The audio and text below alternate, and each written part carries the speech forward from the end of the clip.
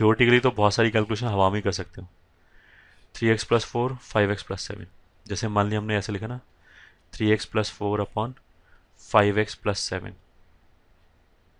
ठीक है। या चलो एक दूसरा क्वेश्चन ले लिया, एग्जाम्पल 2x-7 रूट से 9x-2 dx, मान ली ये क्वेश्चन है, ठीक है। तो जो न्यूमरेटर में L1 है उसको इसके टर्म्स में लिखना है। तो कैलकुलेशन हम करेंगे कैसे वैसे, ये तरीका है, रूट 9x-2, ठीक है। इसको लिखना है 9x-2 के टर्म्स में, तो 9x-2 तो लिख ही लिया पहले हमने, ठीक है। मतलब k1 times denominator plus k2 ऐसे करके लिखा जा रहा है। तो k1 हमें बताना है, तो कुछ भी नहीं, जो x का टर्म आ रहा है वो तो इसी में आएगा, अगला वाला तो कांस्टेंट है। तो हमने यहाँ से x को एडजस्ट कर लिया, मतलब यहाँ तो 9x लिखा है बट मेरे को 2 चाहिए, 2x चाहिए, तो इस 9 को नलीफाई करने के लिए अपॉन 9, और 2 चाहिए तो 2, बस x जो है वो एडजस्ट हो गया, ठीक है। 2/9 को 9 से मल्टीप्लाई करो तो अपने आप 2 आ जाएगा। कैसे किया हमने, वापस x के कोफिशिएंट से डिवाइड किया, तो अब x का कोफिशिएंट 1 हो गया 9 से डिवाइड करके। अब हमें जो चाहिए वो लिख दिया न्यूमरेटर में, 2 चाहिए तो 2 लिख दिया, पहला चीज़। दूसरा, अब कांस्टेंट टर्म देख लिया, कांस्टेंट टर्म कितना चाहिए, -7, तो मैंने -7 लिख लिया पहले, ठीक है।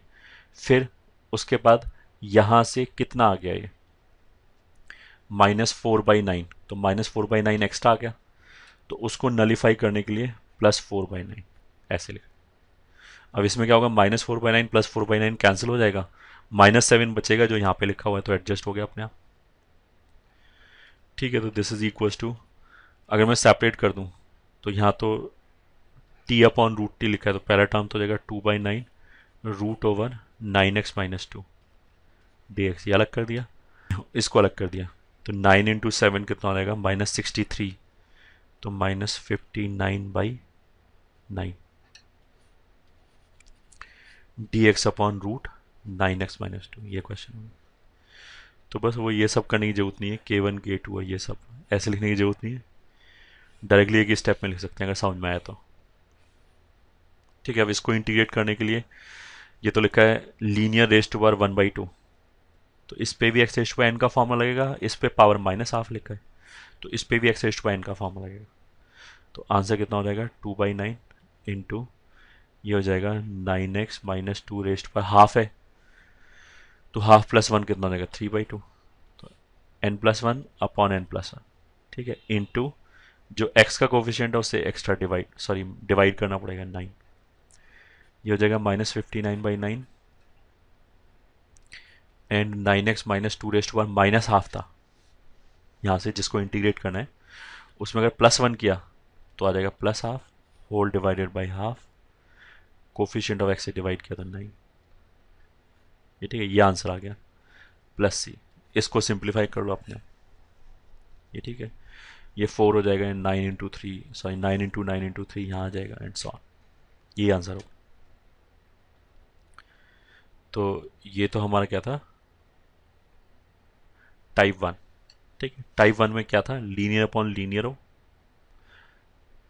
या फिर लीनियर अपॉन रूट लीनियर हो, या फिर लीनियर इनटू रूट लीनियर हो, ठीक है।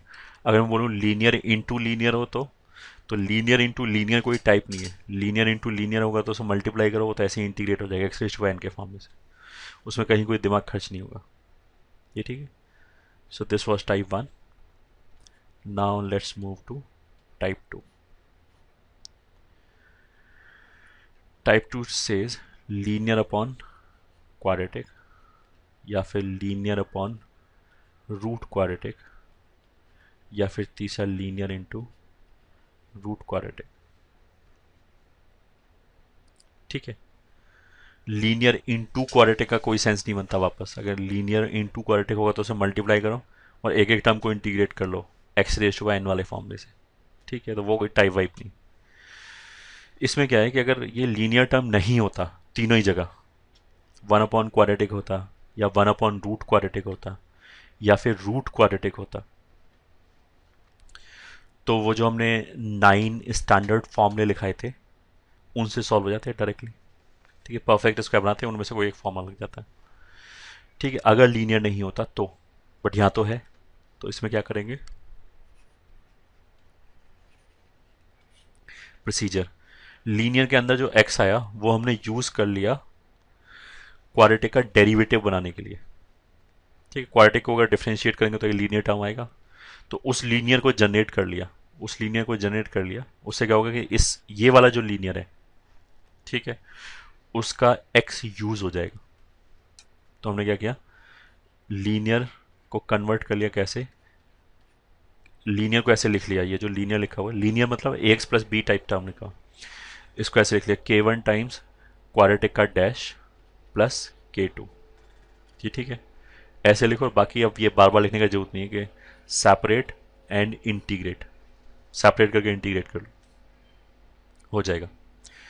इसमें क्या होगा कि अगर लीनियर अपॉन क्वाड्रेटिक होगा तो ये पहला टर्म हो जाएगा q डैश अपॉन q, तो ये तो एफ डैश बन गया, तो इसमें तो सब्सटीट्यूशन लग जाएगा डायरेक्टली। दूसरा हो जाएगा k2 अपॉन q, मतलब जो जैसे अगर इस टाइप का आएगा और लीनियर को मैंने ऐसे एक्सप्रेस कर लिया, तो क्या होगा, लीनियर अपॉन क्वाड्रेटिक से क्या बनेगा, k1 q dash upon q, एक तो ये बनेगा और एक ऐसे बनेगा। सही है सर, ये 2 नहीं आएगा, ऐसे बनेगा। तो अब क्या हो गया, इसमें तो क्या लग जाएगा, सब्सटीट्यूशन। ठीक है, इसमें क्या लग जाएगा, वो स्टैंडर्ड 9 फॉर्मूला, वो जो स्टैंडर्ड 9 फॉर्मूले वाली चीज़ है उससे ये इंटीग्रेट हो जाएगा। ठीक है, और ऐसा तीनों ही वैलिड है। अगर यहाँ रूट क्वाड्रेटिक होगा तो भी पहले टर्म में सब्सटीट्यूशन लग जाएगा, दूसरे में वही फॉर्मूला, इन टू में रूट क्वाड्रेटिक होगा तो भी वही चीज़ है। ठीक है,